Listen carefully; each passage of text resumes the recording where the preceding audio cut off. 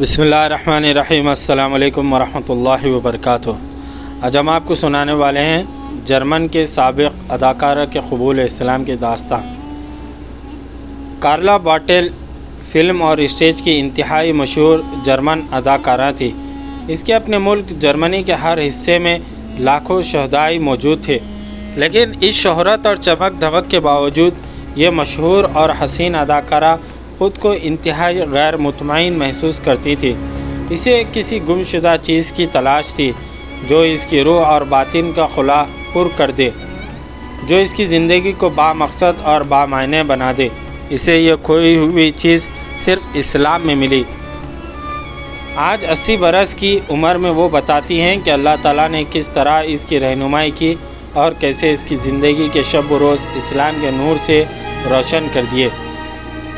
Europe کی ہر مسلمان عورت اپنے بارے میں بتاتی ہے کہ اس نے کس طرح اسلام قبول کیا ہے۔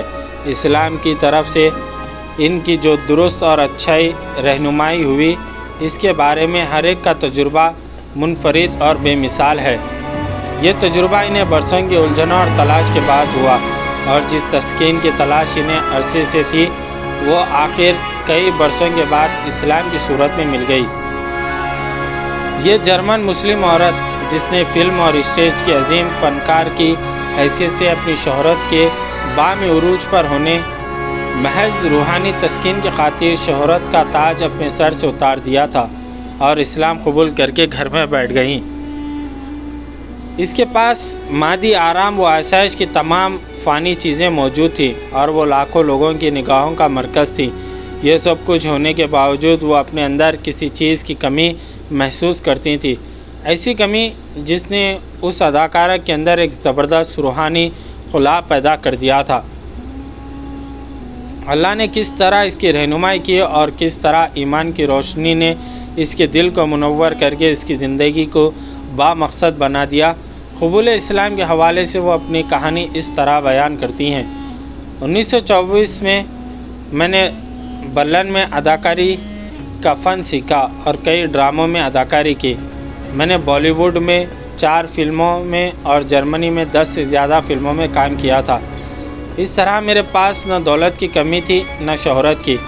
میرے لاکھوں فینس موجود تھے اور دنیا کی ہر سہولت اور عیش کی ہر چیز میسر تھی، لیکن عجیب بات یہ ہے کہ اس سب کے باوجود میری زندگی میں سکون اور سچی مسرت نہیں تھی، اور باطنی اضطراب اور روحانی بے کلی مجھے ہر وقت ڈستی رہتی۔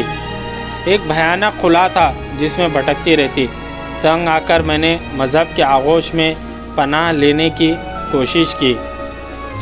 اتوار کو چرچ جانے لگے، لیکن اس بے کلی میں ذرا بھی کمی نہ آئی، اور چرچ کی عبادت روحانی پیاس کا کوئی مداوا نہ کر سکی۔ بائبل کی تعلیم، عیسائیت کے عقائد اور مذہبی رہنماؤں کا کھوکھلاپن، اپنے مذہب کی کوئی بات بھی مجھے مطمئن نہیں کر رہی تھی۔ تب میں نے سوچا کہ آخر سچائی کی تلاش خود کیوں نہ کروں۔ اس کے لیے جو بہترین طریقہ میری سمجھ میں آیا وہ یہ تھا کہ دوسرے ملکوں کی سیاحت کر کے وہاں کے لوگوں میں گھل مل جاتی ہوں اور ان کی زندگی کا قریب سے مشاہدہ کرتی ہوں۔ 1934 عیسوی میں ہٹلر نے جرمنی میں دولت مند لوگوں کے ملک سے باہر جانے کی ممانعت کر دی تھی۔ اس کے باوجود میں نے اپنے قریبی رشتہ دار کی مدد سے، جو جرمن حکومت میں کام کرتا تھا، ملک چھوڑنے کا فیصلہ کیا۔ اس نے مجھے مسولینی کی وساطت سے ملک سے باہر جانے کی اجازت دلا دی، ورنہ مجھے اپنے ملک سے باہر جانے کا موقع نہ ملتا۔ فرانسیسیوں نے مجھے تیونس میں قید کر کے بے حد پریشان کیا، لیکن کچھ عرصے کے بعد مجھے شہر میں گھومنے پھرنے کا اجازت نامہ مل گیا۔ چند روز بعد میں مصر چلے گئی۔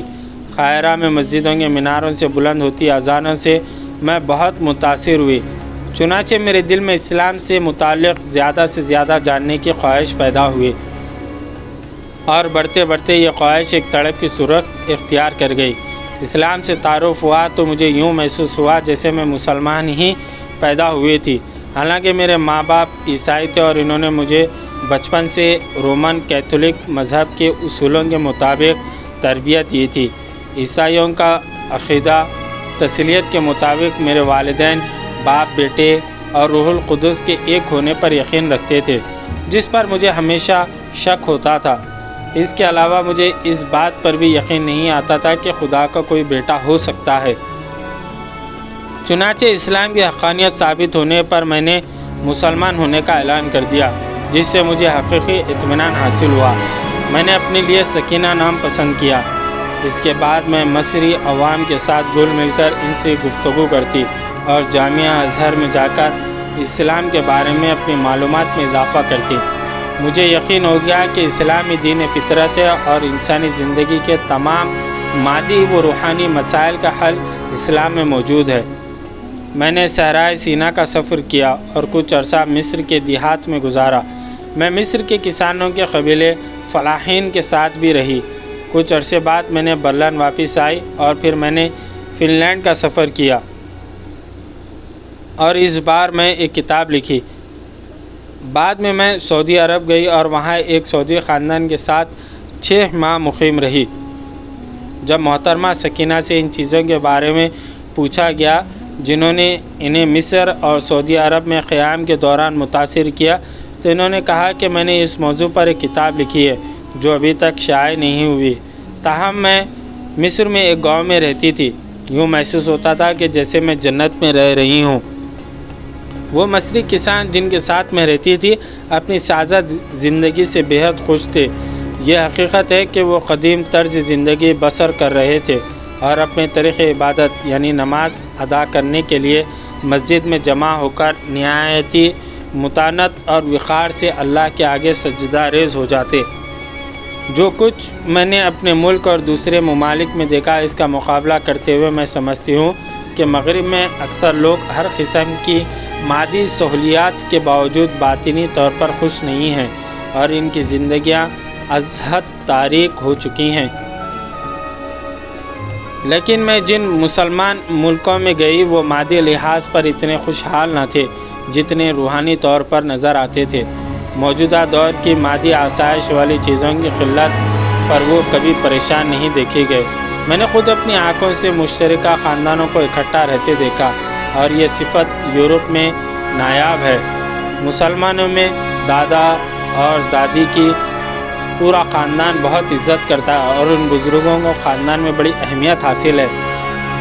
خاندان کے تمام افراد اپنے بزرگوں کا احترام کرتے ہیں، جبکہ یورپ میں بوڑھے والدین کو اولاد پوچھتی تک نہیں اور یہ بیچارے زندگی کے آخری ایام سخت تنہائی اور اذیت میں کاٹ کر مر جاتے ہیں۔ میں نے یہ بھی دیکھا ہے کہ اسلام کے دشمن جس بات کا دعویٰ کرتے ہیں وہ اس کے بالکل برعکس ہے۔ اسلام نے عورت کو معاشرے میں بنیادی حقوق دیے ہیں۔ یورپ میں لوگ اول تو اس عظیم دین کے بارے میں کچھ جانتے ہی نہیں، اور جو برا بھلا جانتے ہیں تو صرف اتنا کہ یہ وحشی اور جٹ لوگوں کا مذہب ہے۔ افسوس کہ یہ لوگ اسلام کے بارے میں صدیوں سے کس قدر غلط فہمیوں کا شکار ہیں۔ حقیقت یہ ہے کہ اگر ان پر اسلام کی تمام خوبیاں اور برکتیں روشن ہو جائیں تو یہ ایک لمحے سے دور نہ رہ سکیں۔ ضرورت اس امر کی ہے کہ یورپ اور امریکہ میں اسلام کی وسیع پیمانے پر تبلیغ کی جائے۔ محترمہ سکینہ کا کہنا ہے کہ اسلام ثقافت بہت عظیم ہے اور اسلامی فن تعمیر کا اظہار قدیم مسجدوں سے ہوتا ہے جو ثقافت اور معلومات کے مراکز ہیں۔ مسلمانوں نے لکڑی اور شیشے پر نقش و نگاری کے بڑے پائیدار نشانات چھوڑے ہیں۔ آرٹ کے جس میدان میں بھی وہ دلچسپی لیتے ہیں اس میں غیر معمولی مہارت حاصل کر لیتے ہیں۔ انہوں نے عربی خطاطی کی صورت میں ایک منفرد فن تخلیق کیا۔ اسلامی آرٹ تخلیق کی انتہا کو پہنچ چکا ہے، جس سے عمارت کو زیورات سے مرصع کرنے سے تشبیہ دی جاتی ہے۔ مسجدوں اور محلات میں اسلامی آرائش کا یہ فن اپنے کمال پر نظر آتا ہے اور اس کے لیے کسی ثبوت کی ضرورت نہیں، کیونکہ سچائی اپنا ثبوت خود دیتی ہے۔ جزاک اللہ خیر۔